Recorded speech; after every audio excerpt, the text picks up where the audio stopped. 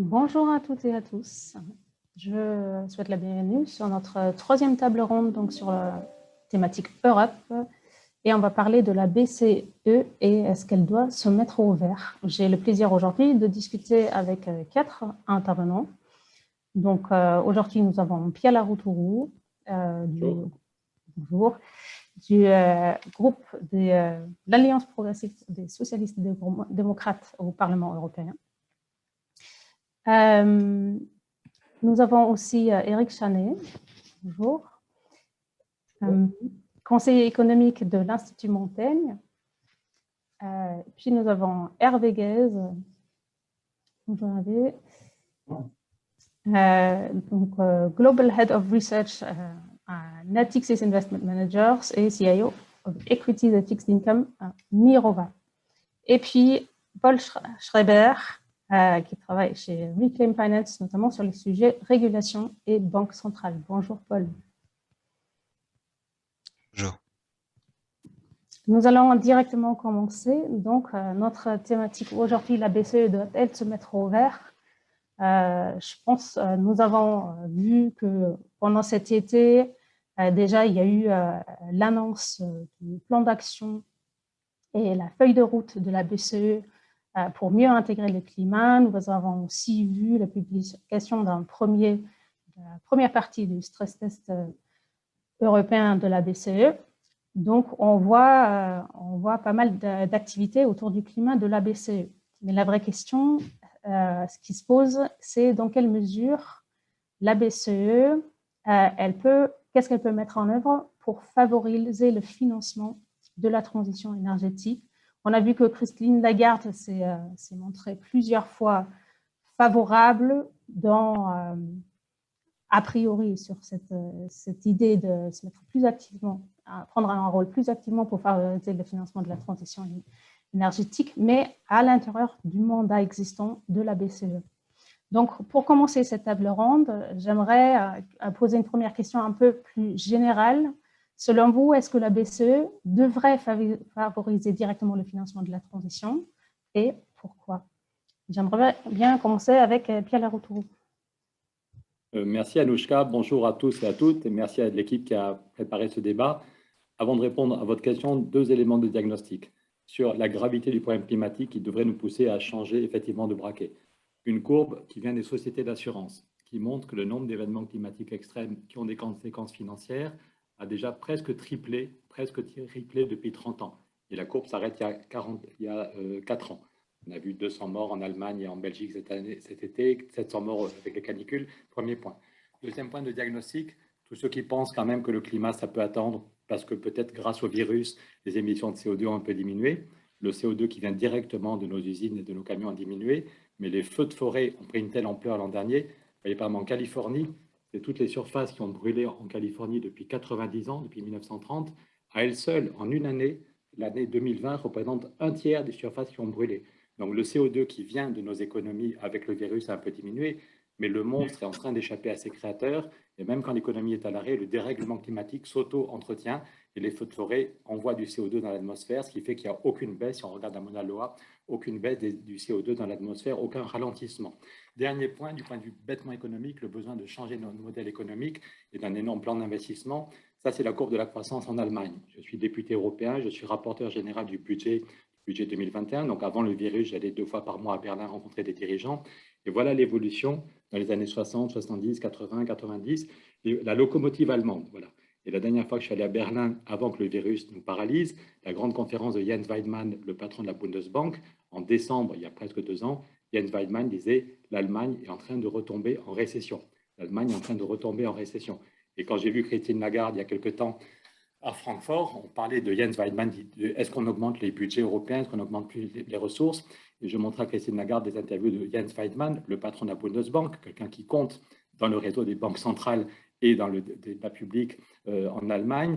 Et Jens Weidmann disait non, non et non pour le grand budget. Quand Emmanuel Macron veut un grand budget européen, la réponse est nine. On ne sait pas pourquoi faire, on ne sait pas qui va payer. Mais une fois qu'il a dit nine, Jens Weidmann, à chaque fois, ouvre la porte en disant faisons les choses dans le bon ordre. Quels sont les problèmes qu'on ne sait pas régler au niveau national et qu'on pourrait régler au niveau européen? Et il y a deux domaines, la question du climat et la question des frontières. Et là, Jens Weidmann dit oui, il y a besoin de plus d'argent, oui, il y a besoin d'un budget européen plus important, oui, il y a besoin d'instruments fiscaux, et il ne ferme pas la porte à une évolution de nos pratiques, aussi bien banque centrale que… Voilà. Donc, on voit que, ne serait-ce que du point de vue bêtement économique, l'idée, voilà, l'Allemagne était en train de retomber en récession. Paradoxalement, le virus, on a mis des milliers de milliards pour relancer nos économies. Donc, paradoxalement, le virus a permis de prolonger et de relancer le système, mais il y a risque de récession. Donc oui, il faut mettre beaucoup, beaucoup plus d'argent pour gagner la bataille du climat. Je suis rapporteur général du budget et shadow rapporteur sur le financement du climat pour le Parlement européen, un des shadow rapporteurs, donc porte-parole pour mon groupe. Et le rapport qui a été voté en novembre dernier par le Parlement rappelait les chiffres de la Commission. La Commission européenne disait que quand l'objectif était seulement de réduire de 40% les émissions de CO2, quand l'objectif était seulement moins 40%, je vous rappelle que maintenant il est moins 55%, mais la Commission européenne disait qu'il y a un gap de 600 milliards d'investissements chaque année. Il faut trouver chaque année 600 milliards pour investir dans les transports en commun, les énergies renouvelables, l'isolation des bâtiments. La Commission disait on doit trouver chaque année, et très vite, 600 milliards. Et maintenant que l'objectif n'est pas seulement de réduire de 40%, mais de 55%, il faut trouver encore plus d'argent. Donc oui, je ne veux pas être trop long, je laisserai la parole à mes collègues et je reviendrai après. Oui, sans changer les traités, sans changer les statuts de la Banque centrale, j'y reviendrai, j'ai sous les yeux, et les traités européens et les statuts, on peut mettre beaucoup plus d'argent dans la transition écologique et ce serait une très bonne chose pour relancer l'économie, pour aller vers un modèle de stabilité plus important, pour éviter une nouvelle récession, pour éviter le chaos climatique et une nouvelle récession. Merci beaucoup, Pierre Laroutourou. Peut-être Éric Chanet, quelle est votre opinion sur cette question? Oui, merci Anouchka et merci à tous ceux qui nous écoutent. Je pense que Pierre Laroutourou a vraiment raison d'insister sur le fait que le changement climatique, ce n'est pas dans le futur, qu'il est en train de se produire et qu'il y a même une certaine accélération. Comme ancien chef économiste d'AXA, je trouve que son point sur la fréquence des événements climatiques gravissimes est très important. Mais la question que vous posez, c'est est-ce que la BCE doit financer directement les investissements pour la transition énergétique? Alors, moi, je dirais que la BCE doit prendre sa part dans la lutte contre les émissions de gaz à effet de serre, parce que c'est quand même de ça que l'on parle. Ça fait partie de sa mission, puisque c'est un axe central des politiques économiques de la zone euro. Donc, son statut lui dit que si elle respecte sa cible d'inflation, eh bien, elle doit soutenir les politiques économiques. Donc, tout ça va bien. Mais comment doit-elle prendre part à la lutte contre les émissions? Et là, je suis beaucoup plus réservé sur l'idée qu'elle devrait intervenir directement dans le financement. Alors, on va discuter de modalités possibles. Ça peut être des haircuts pour les obligations des entreprises qui sont engagées dans de tels investissements. Ça peut être différentes manières de favoriser ou au contraire de punir des financements d'investissement. Et de mon point de vue, cela va bien au-delà du mandat de la BCE parce que ça lui donnerait un rôle politique, en particulier de choix de technologie, ce qui n'est vraiment pas le travail d'une banque centrale. Et ça la rendrait prisonnière de choix politiques aussi. Prenez l'exemple de la taxonomie, sur laquelle il y a une bataille politique importante. Dans la taxonomie proposée par la Commission, l'énergie pilotable la plus décarbonée, qui est l'énergie nucléaire, ne figure pas parmi les énergies qui bénéficieraient d'un label vert. Donc la BCE se prête prisonnière d'un très mauvais compromis politique et qui risque d'aboutir à plus d'émissions plutôt que de moins d'émissions.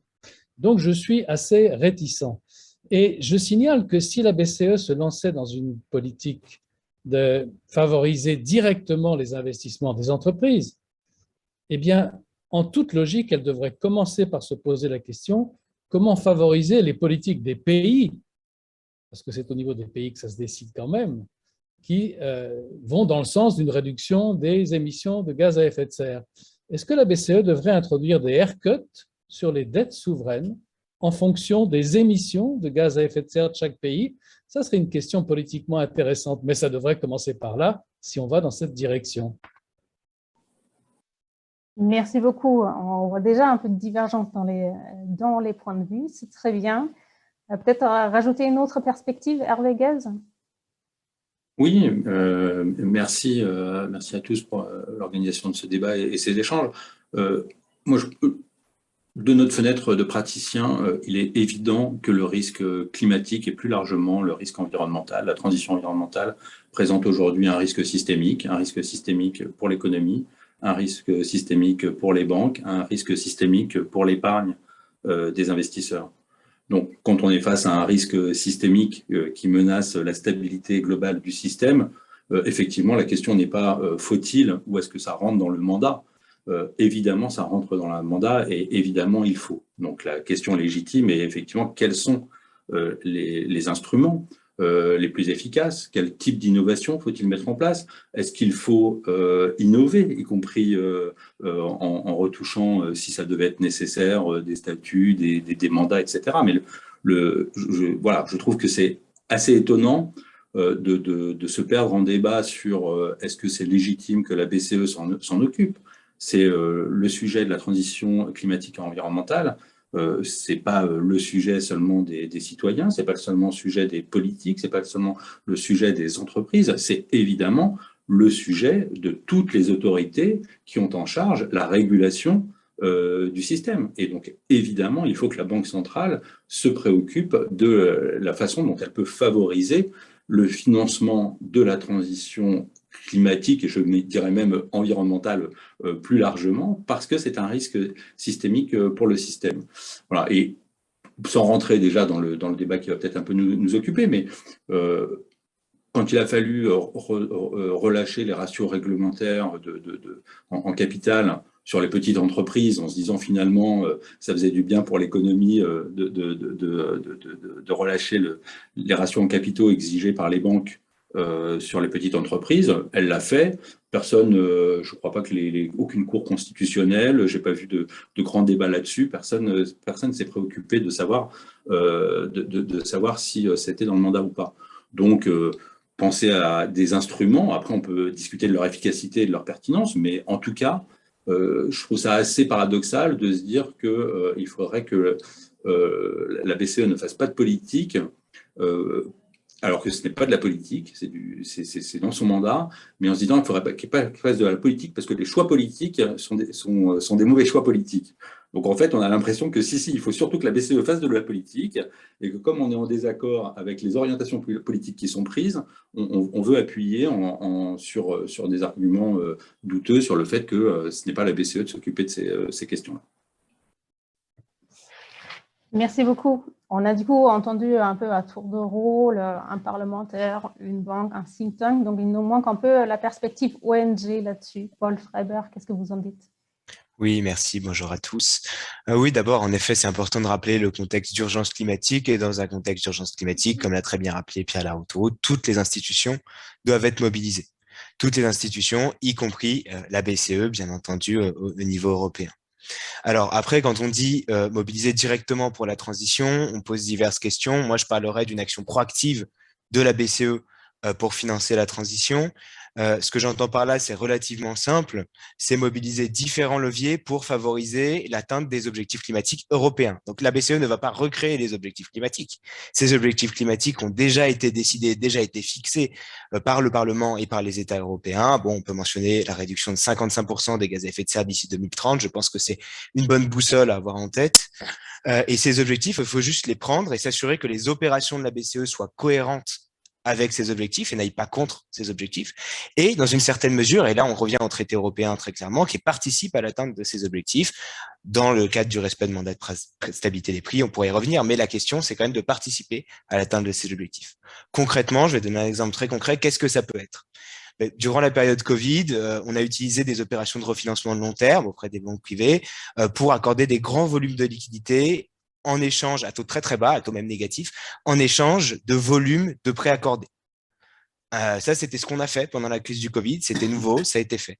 On pourrait aussi dire demain, nous sommes dans un contexte de crise climatique, on va conditionner ces opérations à des volumes de prêts à la rénovation énergétique, par exemple, ce qui est une proposition de certaines ONG européennes. On pourrait tout à fait dire ça. C'est quelque chose qui a déjà été fait aujourd'hui dans le contexte de crise du Covid, mais qui serait désormais orienté vers du durable, vers du vert.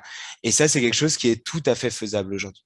Bien entendu, hein, pour nous, la priorité dans un premier temps, ça va être aussi de réduire les soutiens que va accorder la BCE de manière indirecte aux activités les plus polluantes qui sont contraires à la transition. Et ça, j'y reviendrai sûrement dans les prochaines questions. Merci beaucoup. Effectivement, ça nous fait une très bonne transition un peu pour rentrer un peu plus dans les détails parce qu'on voit très bien que bon, on va dire sur le fond, il y a des légères différences d'interprétation, mais tout de même, chacun dit quand même qu'il y a des choses à faire. Donc, on peut discuter un peu plus concrètement qu'est-ce qui pourrait être fait, quels sont les instruments qui pourraient être mis en œuvre par la BCE directement. Et je pourrais même poser la question un peu à l'inverse, quand on discutait avant, est-ce que la BCE, avec ses activités telles qu'elle est aujourd'hui, elle pose des freins à la transition? Et du coup, il faudrait surtout travailler sur enlever les freins, ou est-ce que vous imaginez plutôt des instruments qui sont vraiment très incitatifs pour revenir à cette question d'un rôle vraiment actif de la BCE? Donc, peut-être Pierre Laroutourou pour étayer un peu vos propos là-dessus, sur les instruments concrets.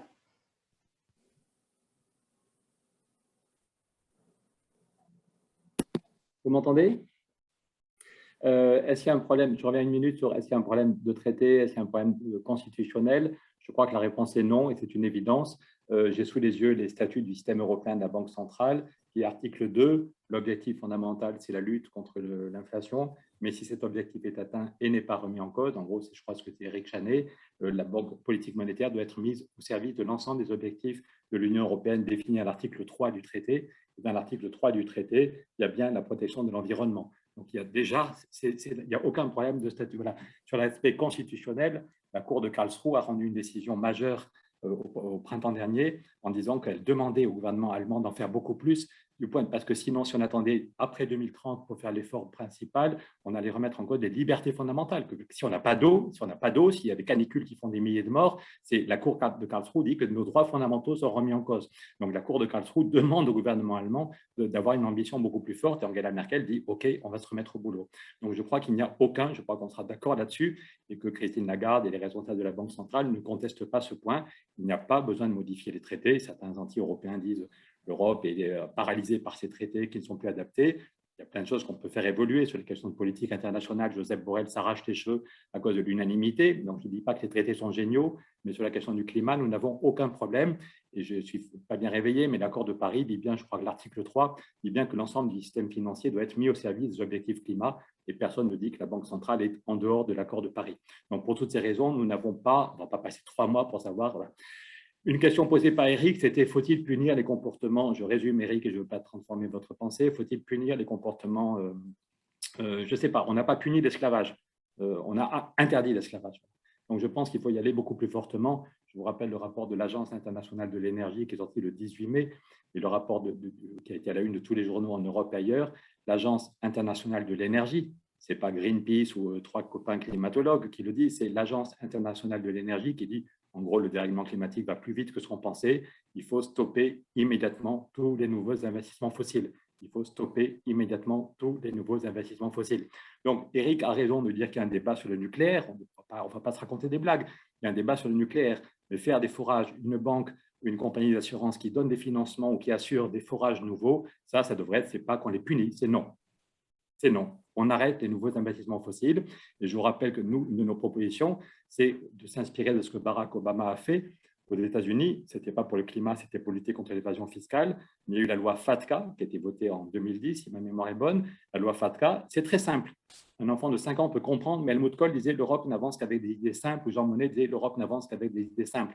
Barack Obama, il n'a pas dit on va punir peut-être un peu, ou on va leur mettre un logo avec quelqu'un qui fait la grimace, on va faire une taxonomie pour les banques. Voilà. Non, une fois qu'on a une taxonomie, on la met en vigueur.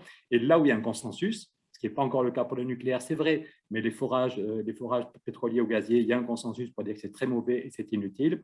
On pourrait dire que ce qu'on propose, de même que Barack Obama avait dit aucune banque ne pourra plus travailler sur le territoire américain si elle n'est pas totalement transparente pour toutes les activités vis-à-vis du fisc américain. Les banques ont grogné pendant 1 an, mais la loi FATCA a été votée et maintenant il y a une totale transparence.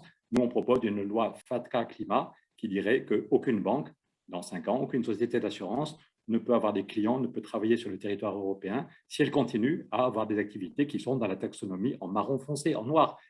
Voilà. Et ça, je pense qu'on peut être d'accord pour dire qu'on ne va pas les punir, on va les interdire.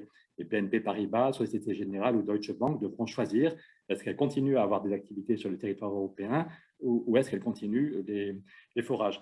Et ça, je pense que la Banque centrale européenne, vous savez comme moi qu'on prépare des nouvelles règles sur les exigences de fonds propres, et je pense que si on a lu le rapport de l'Agence internationale de l'énergie, on peut aller plus loin, et que le Parlement et d'autres pourraient dire on va plus loin, on devrait interdire les nouvelles activités. J'ai un ami qui est au bord d'un grand groupe d'assurance et qui me dit que c'est tout à fait possible d'avoir des règles beaucoup plus claires, que jamais ils ne le feront spontanément, mais que si on leur dit on va vous interdire le marché européen si vous continuez à faire n'importe quoi, eh bien, il n'y aura pas de souci. En quelques années, on peut immédiatement stopper les nouveaux investissements fossiles et progressivement se dégager des vieux investissements et mettre plus d'argent sur ce qui est bon pour la transition.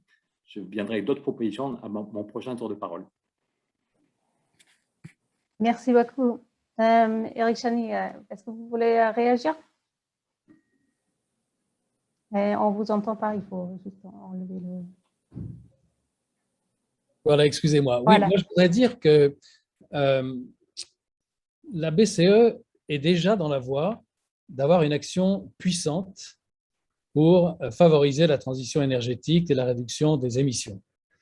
Et que cette action, elle est complètement cohérente avec son mandat, que Pierre Larrouturou vient de rappeler, et qui inclut, il faut le dire quand même, la stabilité financière. Donc, le travail extrêmement sophistiqué, approfondi, je crains qu'on le sous-estime, qui a été fait par les équipes de la BCE et qui a abouti à ce papier de Spyros Alogos-Foukis et Alogos-Koufis, excusez-moi, je ne voudrais pas écorcher son nom, et qui s'appelle ECB-Wide Climate Stress Test. C'est un travail qui est considérable et c'est la voie que la BCE a prise et qui consiste à modéliser à la fois l'économie, le climat, hein, c'est une dérivation des modèles DICE de Nordhaus, mais extrêmement fine avec les données de millions d'entreprises.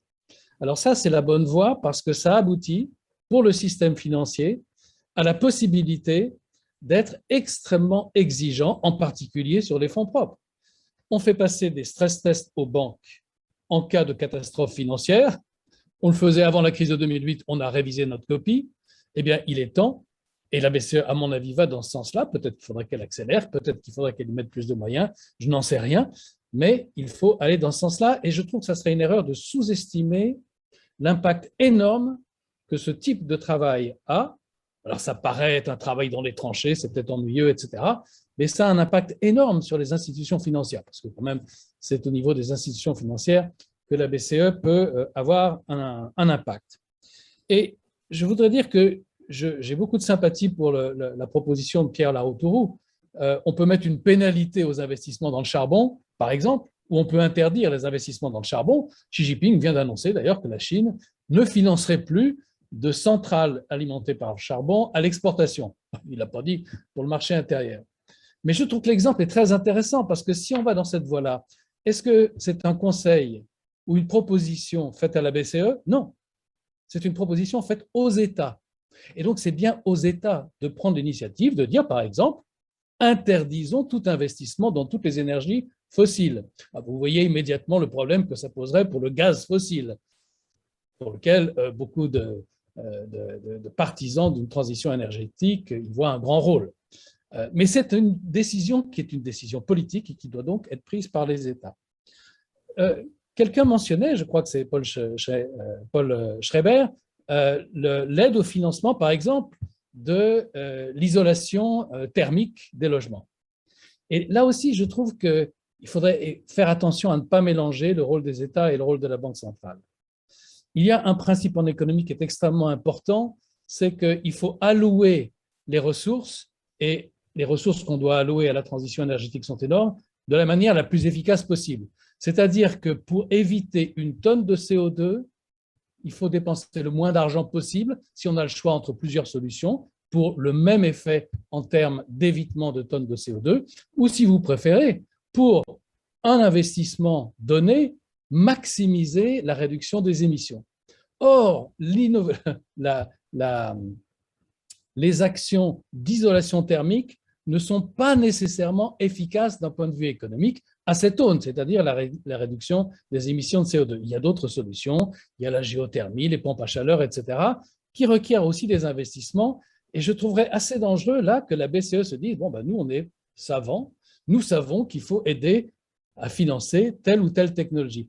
À nouveau, Je pense que c'est quand même aux États de jouer ce rôle-là et à la BCE de faciliter le financement des États. Voilà, je crois, le point crucial. La meilleure action que la BCE puisse avoir, ce sont les stress tests, l'analyse du risque systémique et de jouer le rôle de gendarme et d'aider les États, y compris les institutions supranationales comme la Banque européenne d'investissement, dans les investissements que ces institutions décident. Merci beaucoup. Hervé Guez, qu'est-ce que vous répondez à ça? Moi, je suis personnellement plutôt... c'est très bien que la Banque centrale mette en place des stress tests climatiques. Est-ce que ce sera suffisant et est-ce qu'elle peut se satisfaire de ça? Évidemment non. C'est des stress tests climatiques compte tenu de la difficulté de modéliser des risques physiques individuels, site par site, avec des hypothèses, et puis de se rassurer en se disant que ces capacités de modélisation complètement imparfaites peuvent prendre en compte l'énormité du risque systémique qui nous pend au nez. C'est quand même se voiler la face. Hein. Enfin, les travaux sont très intéressants, mais je ne pense pas qu'on est à l'échelle de compréhension de ce qui se passe si on se dit, bah, quand on modélise, alors on modélise toujours pareil hein, d'ailleurs, on se donne la prétention d'être scientifique, mais bon, tous les modèles de modélisation, on modélise avec la rationalité des agents, avec une information qui circule, enfin, toute hypothèse qu'on sait extrêmement fausse. Puis après, on dit, bah, l'efficience dans ce modèle-là, bon, c'est 10% de PIB. Bon, écoutez, si ça nous coûte 10% de PIB, le climat, bah, c'est pas grave, non? Enfin, 10% de PIB, on a eu des crises plus graves que ça. Donc, moi, je suis pas sûr qu'on soit à la hauteur des enjeux quand on arrive à des conclusions comme ça, où on se dit, bon, bah, finalement, c'est 10% de PIB. Bah, 10% de PIB, ça se récupère, c'est pas très grave, etc. Non, on est sur des phénomènes qui sont, tous les scientifiques le disent, les rapports du GIEC, qui sont largement au-delà de notre capacité de prédiction sur à quel point on est sur des schémas de rupture. Donc, quand on est face à des schémas de rupture, on ne peut pas dire que une piste est suffisante en tant que telle.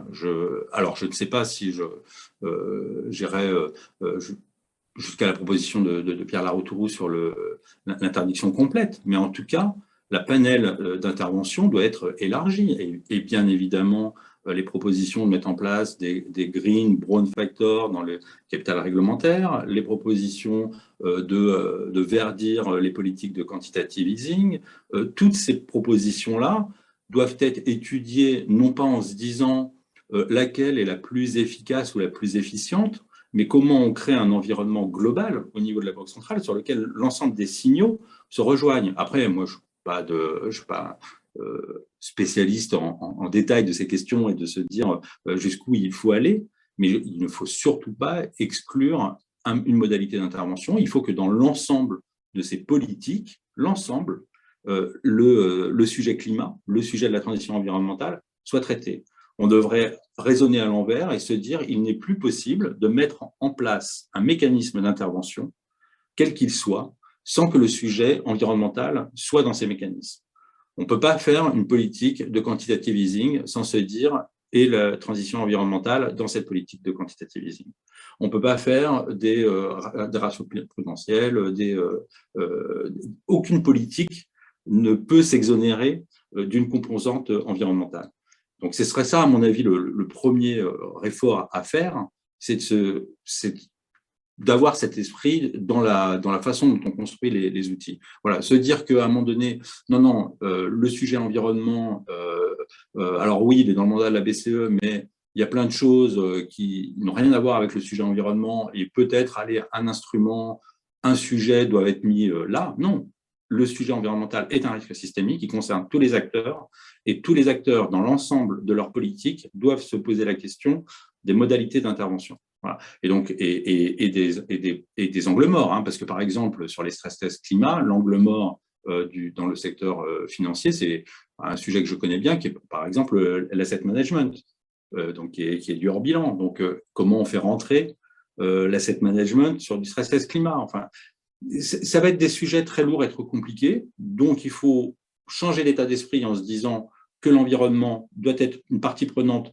de l'ensemble des outils d'intervention de toutes les autorités qui ont un pouvoir de régulation sur le système financier. Et après, je ne suis pas contre à ce qu'on ouvre des décisions des discussions sur des décisions plus brutales, plus radicales sur certains sujets. Effectivement, le rapport de l'Agence internationale de l'énergie a fait grand bruit, puisque des rapports qui avaient tous les ans plutôt été accusés d'être pro secteur énergie fossile, là, ont été très clairs en disant il faut pas interdire, pour préciser, pas interdire tout investissement dans le fossile, mais tout investissement dans l'exploration fossile, pétrole et gaz. Et donc ça, c'est effectivement tout à fait nouveau. Et donc se dire, est-ce que ce rapport-là, on le prend? Qu'est-ce qu'on en fait? Qu'est-ce que ça veut dire effectivement d'un point de vue des financements? Qu'est-ce que ça veut dire d'un point de vue de la logique de la concurrence entre les banques européennes et les banques américaines, qui me semble quand même être un sujet, pour le coup, qu'il faut aussi traiter fortement. On a quand même beaucoup organisé le transfert de beaucoup d'activités qui pouvaient être faites en Europe, notamment sur les banques de financement et d'investissement. On a beaucoup interdit de choses en Europe. Ça n'a rien changé au niveau de l'Europe parce qu'elles ont été transférées et sont faites par des acteurs américains. Donc, il faut effectivement se dire sur les sujets d'interdiction, etc., comment on s'assure qu'on se regarde le matin en se disant pas ah ben nous en Europe on le fait plus, oui mais enfin on le fait plus mais on l'a transféré ailleurs. Donc à la fin pour le climat ça n'a rien changé. Donc moi toutes les mesures fortes, pourquoi pas, à condition qu'on ait une capacité et une volonté politique en Europe de faire ce que font effectivement, et ça a été dit par Pierre Laroutourou, les États-Unis, qu'on s'assure qu'on ne crée pas de transfert et d'avantages concurrentiels en dehors du système européen. Merci beaucoup, Paul Schreiber. Est-ce que vous avez d'autres idées en termes d'instruments? Oui, tout à fait. Et puis quand on essaye de répondre à votre question, est-ce que la BCE freine finalement la transition économique? En fait, on regarde deux dimensions, et ce qu'on a déjà pu voir dans les interventions du panel ici. La première dimension, et en effet, c'est le cœur de la nouvelle stratégie de la BCE qui a été publiée, que vous avez mentionné en introduction, c'est la dimension des risques. Alors là-dessus, je vais pas passer beaucoup de temps parce qu'en effet, je suis tout à fait en ligne avec ce que disait Hervé Guez sur le caractère limité finalement des travaux qui sont entrepris aujourd'hui. J'irai plus loin en disant que finalement, on n'aurait jamais la possibilité de parfaitement connaître les risques financiers climatiques en raison de l'incertitude radicale qui entoure le changement climatique et les risques afférents. Ça, c'est des travaux d'économistes qui nous le disent très bien. Et quand on compare les stress tests actuels au rapport du GIEC, généralement, c'est un exercice qui est assez surprenant et assez inquiétant. Pour être tout à fait honnête, il faut aussi rappeler que ces stress tests reposent sur des scénarios qui regroupent un certain nombre d'hypothèses économiques qui sont donc des choix politiques. Un scénario climatique, c'est pas quelque chose de neutre. Il y a autant de scénarios que de personnes qui les font. Il y en a qui sont plus ou moins durables. Donc en fonction du scénario qu'on adopte, on a des résultats très différents. Et aujourd'hui, les scénarios sont assez peu exigeants. C'est des choses qu'on a montrées dans différentes analyses. Quand on dépasse cette dimension des risques, qui devrait déjà nous pousser à agir de manière proactive, étant donné qu'en fait, on a une connaissance limitée de ces risques, mais qu'on sait qu'on est face au mur et qu'on est en train de foncer dedans, pour dire les choses de manière très claire. Quand on passe au-delà de cette dimension, il y a la dimension de l'impact. Mais quel est l'impact des opérations monétaires de la BCE sur le climat? Y a-t-il un impact? Alors là aussi, on a désormais des éléments très clairs. Je vais prendre deux exemples. Le quantitative easing d'un côté, les achats d'actifs de la BCE. Les achats d'actifs d'entreprises de la BCE, 62,7% de ces achats d'actifs vont aux entreprises très intensives en CO2, qui émettent beaucoup de CO2 par rapport à leur activité. Une proportion significative, quasiment 12%, va aux entreprises des énergies fossiles. Ça, c'est bien plus que ce que représentent ces entreprises dans la croissance européenne, c'est bien plus que ce que ça représente dans l'emploi européen. Donc, il y a un biais pro-carbone dans ces achats d'actifs corporate. Pareil au niveau des collatéraux, dont on peut parler aussi. Quand on regarde les collatéraux, les actifs qui sont acceptés par la BCE en échange de son refinancement des banques privées, 59% de ces titres appartiennent à ces mêmes activités très intensives en CO2. Il y a le même biais que j'ai mentionné sur les entreprises des énergies fossiles. Donc, on voit bien sur ces deux activités qu'on a une dérive qui fait qu'en fait, on fait plus qu'entretenir un système très polluant, mais on a un biais pro-carbone qui vient se glisser là-dedans pour différentes raisons qui sont notamment liées à l'utilisation de métriques financières classiques, de risques classiques. Et ces grosses entreprises fossiles sont généralement perçues comme assez sûres, entre guillemets, de par leur masse et de par leur solidité financière et les liens historiques qu'elles ont avec les acteurs financiers. Bon, c'est une explication très sommaire, mais je ne vais pas aller plus loin à ce stade. Donc, mon propos, il est relativement simple. Aujourd'hui, on est sur une BCE qui entretient une économie européenne et même une économie mondiale très carbonée, une économie mondiale qui est contraire aux objectifs climatiques de l'Union européenne. Et ça, Pierre Laroutourou, il a très bien rappelé, il a très bien mentionné ce rapport de l'AIE qui dit quelque chose que l'on sait sur la fin de l'exploration et de l'augmentation de la production des énergies fossiles. Et ça, c'est essentiel. Donc, une première étape très simple, par exemple, pour la BCE, pour être très, très concret, tout simplement exclure de ses achats d'actifs et de sa liste de collatéraux les entreprises qui développent de nouveaux projets de production d'énergie fossile. C'est une première étape, c'est pas suffisant pour s'aligner sur une trajectoire d'1,5 degré, mais au moins ça crédibilise un peu son action et ça vient contre finalement ces entreprises qui sont de toute façon totalement aux antipodes des objectifs européens et qui viennent accentuer bien sûr les risques climatiques que l'on a mentionnés. Merci beaucoup, Wolf Reber. On a le temps pour un tout petit dernier tour. J'avais prévu de parler un peu autour de donc est-ce qu'il y a besoin de changer le mandat de la BCE ou pas, mais il y a déjà un certain nombre qui ont répondu. On a vu de Pierre Laroutourou, Eric Cheny plutôt resté à l'intérieur. Donc, peut-être que, Eric Cheny, vous voulez prendre une petite minute pour répondre à cette question de c'est quoi l'impact dont vous avez parlé des stress tests, parce que vous avez dit que ça a potentiellement beaucoup d'impact. Et donc, peut-être pour fermer un peu cette boucle de l'impact potentiel des stress tests. Oui, je voudrais dire quand même que je trouve que c'est un certain sophisme de dire que la BCE finance les émissions de carbone parce qu'elle finance l'économie, tout simplement parce que l'économie émet des gaz à effet de serre. La BCE, oui, elle finance l'économie. Si l'économie doit être décarbonée, bien, c'est vraiment des décisions politiques à prendre.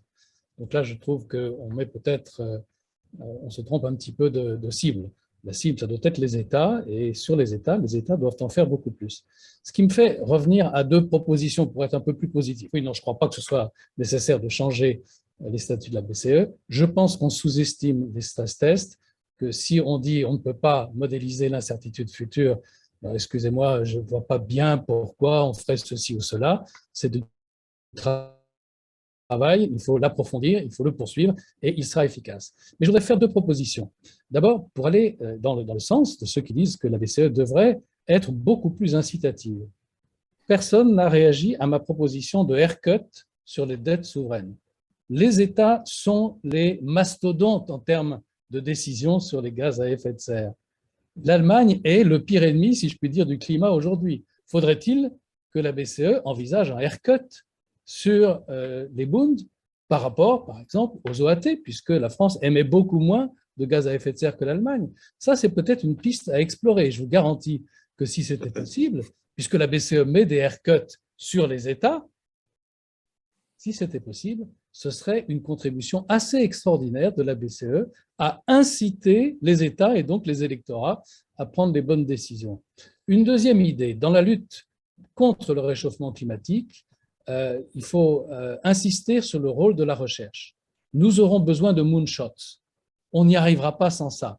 Et je ne parle pas tellement pour l'Europe, je parle pour l'économie mondiale. On sait très bien que nous pouvons prendre toutes les décisions les plus vertueuses qui soient. Cela n'empêchera pas l'Inde d'utiliser le charbon qu'elle a parce qu'elle a besoin d'électricité pour sortir de l'extrême pauvreté et de la misère une grande partie de sa population. Et quand ça sera l'Afrique, vous verrez qu'elle utilisera aussi le pétrole et le charbon. Donc, on a besoin d'innovation technologique et scientifique. Eh bien, que les États décident, par exemple, de doter le Conseil européen de la recherche, European Research Council, d'un capital. J'ai fait les calculs pour que le financement de la meilleure recherche en Europe puisse devenir décent. Aujourd'hui, c'est 2 milliards d'euros par an, pour qu'on puisse passer à 10 milliards, ce qui serait petit, mais commencerait à être un peu plus sérieux, y compris sur les innovations qui aideront dans la lutte contre le changement climatique. Dotons l'IRC d'un capital de 500 milliards d'euros par émission joint and several liabilities, c'est-à-dire que les gouvernements qui participent à ces émissions sont tous responsables, et qui aurait un statut super senior auprès de la BCE. Là, la BCE, en aidant au financement de la recherche décidée par les États, jouerait un rôle à long terme extrêmement important dans la lutte, et ça, c'est une proposition positive. Voilà mes deux propositions, des haircuts sur les dettes souveraines financer la recherche. Merci beaucoup, Eric Chani. Pierre Laroutourou, un dernier mot. Vous avez parlé aussi d'autres idées d'instruments. Vous avez éteint votre micro. Je trouve tout à fait intéressant les deux dernières propositions d'Éric, comme les dernières propositions de Paul. Je pense quand même aussi, quand Hervé dit qu'il faut qu'on ne se rassure pas trop facilement sur les modèles pour l'avenir, on est tous d'accord quand Éric disait que la Banque centrale est en train d'évoluer, que les derniers discours depuis qu'elle est nommée de Christine Lagarde ou les derniers documents qui représentent un travail très important de la Banque centrale montrent une évolution. Personne ne peut le contester. Mais la question est de savoir, est-ce que cette évolution est assez rapide? Avant d'être député européen, j'étais membre du Haut Conseil pour le climat. En France, Emmanuel Macron a créé un Haut Conseil pour le climat. J'étais un des 9 sages. Et la première chose qu'a fait le Haut Conseil pour le climat, c'est le bilan carbone complet de la France. On peut se faire plaisir en disant que le bilan carbone de la France a baissé de 25%, que les émissions de CO2 sur le territoire national ont baissé de 25%. Ce n'est pas 25%. Chacun de nous fait attention, on trie nos ordures, on mange moins de viande, on se déplace en vélo, toutes les entreprises, voilà, toutes les collectivités. Mais hélas, si on tient compte des produits importés qu'on consomme, les chiffres officiels disent qu'il n'y a aucun progrès. Aucun progrès. C'est dans le journal Les Échos, ce n'est pas une feuille de chou complotiste, c'est le journal Les Échos qui reprend les chiffres donnés par le ministère de l'Environnement à partir du Haut Conseil pour le climat. Donc, il faut un changement radical. Oui, les derniers documents de la Banque centrale européenne sont très intéressants. Oui, ça bouge. Oui, évidemment, c'est mieux que si c'était pire, mais on n'est pas du tout à la hauteur.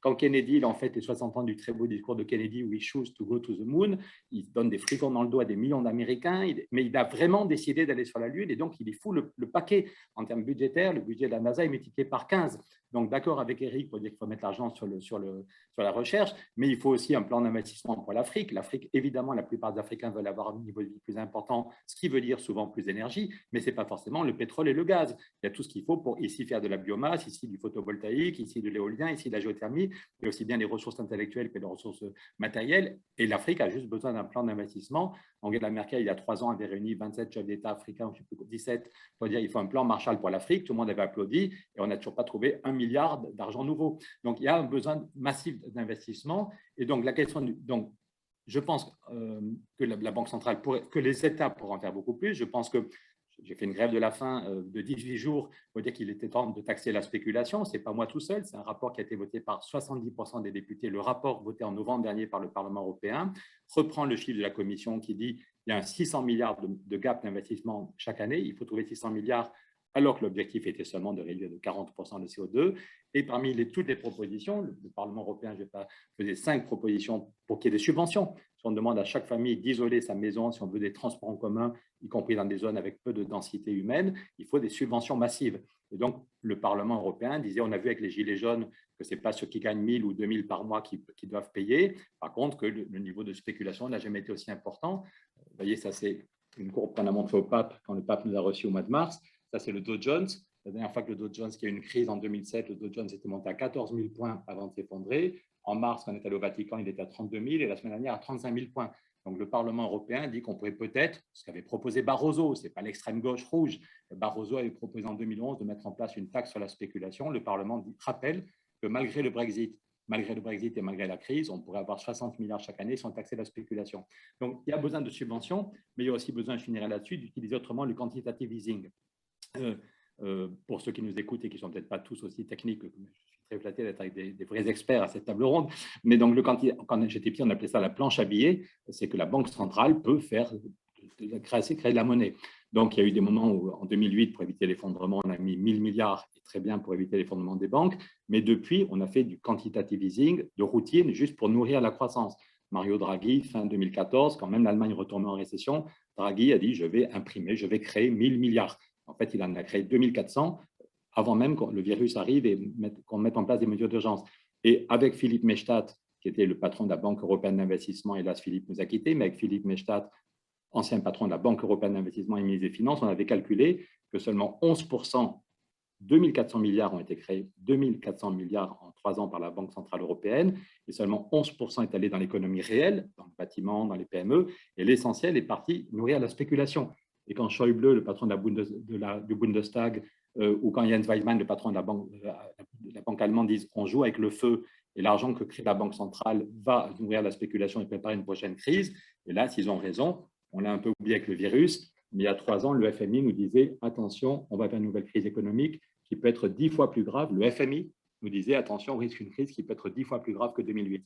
Donc, la Banque centrale, avec le virus, a fait plein de choses très utiles pour éviter une crise, mais elle a encore fait du quantitative easing, 1300 milliards le 18 juin 2020, 1300 milliards donnés en une journée aux banques à moins 1%.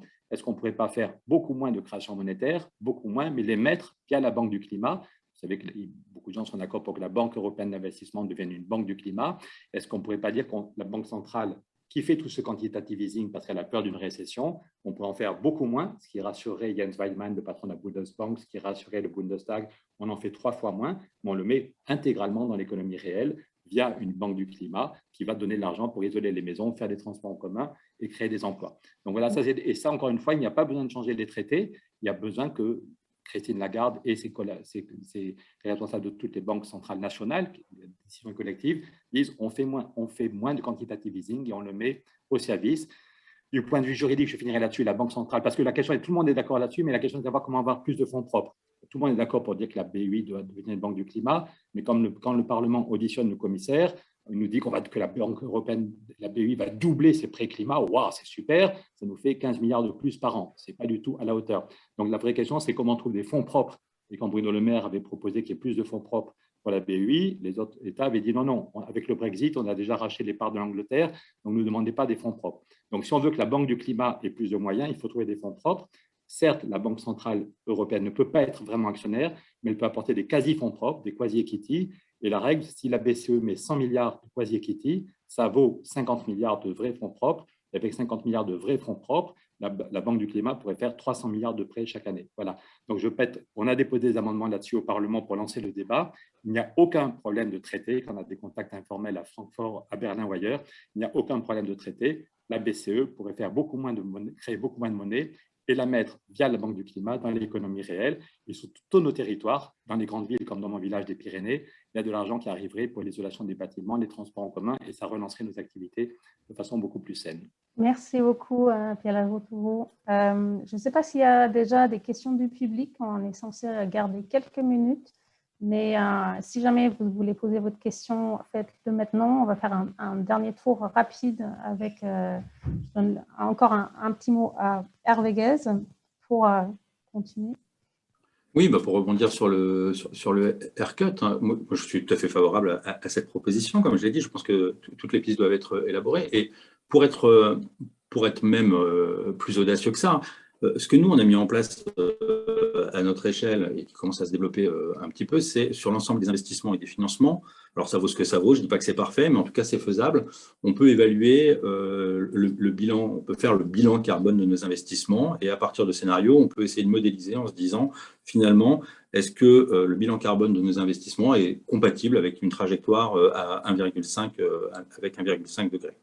Le premier verrou intellectuel pour faire ça, d'ailleurs ça a été un peu en filigrane à un moment donné mentionné, c'est de sortir de l'illusion qu'il y aurait une économie réelle, hein, avec des entreprises, des États ou je sais pas, des collectivités qui font l'économie réelle, et puis de l'investissement, du financement, et donc par tautologie, tout ce qui est dans l'économie réelle est financé. Donc les financements seront verts le jour où l'économie sera verte, hein, mais évidemment, tout ce qui est, et ça a été dit notamment sur le sujet du bilan carbone à l'importation, en fait, tout se tient, c'est-à-dire tout ce qui est consommé est produit, tout ce qui est produit est financé. Donc, à la fin, ce type de raisonnement nous empêche de penser que l'utilité principale des métiers de financement et d'investissement, c'est l'allocation du capital, et que l'allocation du capital, elle n'est pas neutre sur l'économie, la monnaie n'est pas neutre sur l'économie, que donc mettre en place des mesures de trajectoire, d'incitation pour allouer du capital vers plus de vert et moins de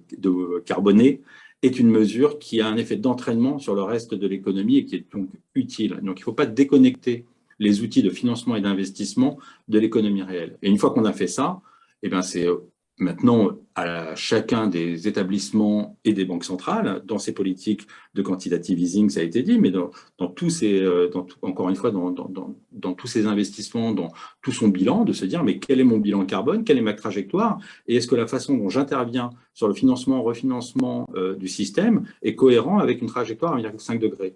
Et évidemment, ça devrait conduire à favoriser tous les acteurs dans toutes les politiques qui sont des solutions au sujet du climat et de la transition écologique, et à défavoriser tous les acteurs qui aujourd'hui sont sur des modèles extrêmement carbonés et qui n'arrivent pas à décarboner suffisamment vite vis-à-vis des enjeux auxquels on a à faire face. Donc ça, je pense que c'est aussi une révolution culturelle dans la façon de penser les mécanismes d'intervention. Et après, c'est pas de paresse, c'est-à-dire qu'il n'y a pas d'endroit où il n'y a pas une possibilité d'intégrer la dimension climat-environnement dans les outils d'intervention. Donc, mettre en place des trajectoires de degrés sur l'ensemble des interventions de la Banque centrale européenne. Merci beaucoup, Hervé Guez. Paul Schreiber, on a encore 3 minutes parce qu'apparemment, il n'y a pas de questions pour l'instant. Donc, je vous donne la parole. Oui, non, j'aurais juste voulu vous revenir en effet sur ce que je disais tout à l'heure et par rapport aux différentes interventions qu'on vient d'avoir. En effet, hein, on ne peut pas juste justifier les financements, enfin les soutiens, parce que c'est pas des financements, de la Banque centrale européenne aux activités polluantes en disant bah, l'économie finalement, y compris l'économie européenne est polluante, elle est carbonée et du coup c'est tout à fait normal. Bon, on définit des objectifs en effet politiques pour le coup, qui sont clairs, qui nécessitent une réorientation de l'économie.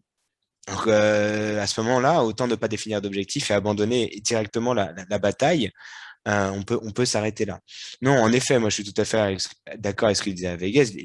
La finance, c'est pas neutre, c'est pas juste soutenir l'économie existante, c'est aussi changer l'économie par l'allocation du capital et des ressources. Donc, la Banque centrale européenne a un rôle à jouer très important dans ce cadre-là. En plus, les chiffres que je donnais tout à l'heure montrent non seulement que, en effet, la Banque centrale européenne soutient l'économie qui est carbonée, d'accord, mais qu'elle a un biais pro-carbone, c'est-à-dire que par rapport à la contribution de ces industries à la croissance européenne, par rapport à la contribution de ces industries à l'emploi, par rapport aussi au financement accordé par d'autres acteurs financiers, la Banque centrale européenne va apporter un soutien qui est supérieur. Donc ça, c'est encore une autre question qui vient se poser. Pourquoi est-ce qu'on a ce biais pro-carbone? C'est dû à un certain nombre de méthodologies qui sont appliquées aujourd'hui au niveau de la Banque centrale européenne et qui sont problématiques. Il faut changer tout ça. Il faut aligner la Banque centrale européenne, toutes les opérations de la Banque centrale européenne avec les objectifs de l'accord de Paris, donc une trajectoire 1,5 degrés. Il faut prendre en compte les exigences qui ont été rappelées de l'AIE, notamment sur les projets d'énergie fossile. Il faut finalement que ces opérations elles soient au minimum cohérentes avec ce que nous propose l'Union européenne. Et après, au-delà de cette cohérence, qui me paraît quand même être le minimum, on pourra avoir des leviers proactifs. Et là, on a entendu de très bonnes propositions, hein, sincèrement, je trouve des propositions excellentes, sur l'utilisation éventuellement d'un organe de recherche spécifique, pourquoi pas, sur l'utilisation via la Banque européenne d'investissement, qui est une proposition, en effet, que j'avais déjà mentionnée à d'autres occasions et qui me paraît extrêmement pertinente. Donc, il y a énormément de leviers possibles par lesquels la Banque centrale européenne peut contribuer à la transition. Mais il ne faut pas oublier non plus que la Banque centrale européenne elle-même doit déjà regarder ce qu'elle fait aujourd'hui et aligner ses opérations avec les objectifs européens. Il y a ces deux dimensions qui se conjuguent pour créer une vraie banque qui est bénéfique au climat et qui est alignée sur ce que demandent les autorités politiques européennes. Merci beaucoup vraiment pour cette discussion très, très riche avec plein d'idées positives. Ce que je retiens, c'est à la fois la nécessité de finalement faire en sorte de mainstreaming du climat à travers de toutes les activités de la Banque centrale européenne et aussi d'analyser les effets potentiels de cette intégration du climat à travers de tous ces instruments. Donc ça c'est très intéressant de voir pris tous ensemble quel effet est-ce que ça peut avoir sur le financement de la transition. Après, on a vraiment entendu un large panel d'idées, d'instruments et d'approches vraiment assez spécifiques, très intéressants.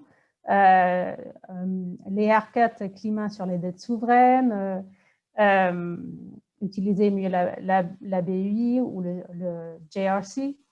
Donc, aussi inclure des politiques d'exclusion pour des entreprises qui développent des nouveaux projets fossiles. Donc, très intéressant, très riche. Merci beaucoup. Je pense qu'il me reste 1 minute pour annoncer donc, la prochaine table ronde qui sera animée par ma collègue Julie Avin. Elle va discuter avec un duo, donc Eric Campos du Crédit Agricole et avec Julien Tsedi de l'Autorité des marchés financiers sur la thématique de la taxonomie verte, une révolution pour la finance. Merci beaucoup à tous les intervenants. Bonne journée. C'était vraiment un grand Oui. plaisir Merci à vous, au revoir. discuter avec vous. Merci Anouchka. Merci. Au revoir. Au revoir.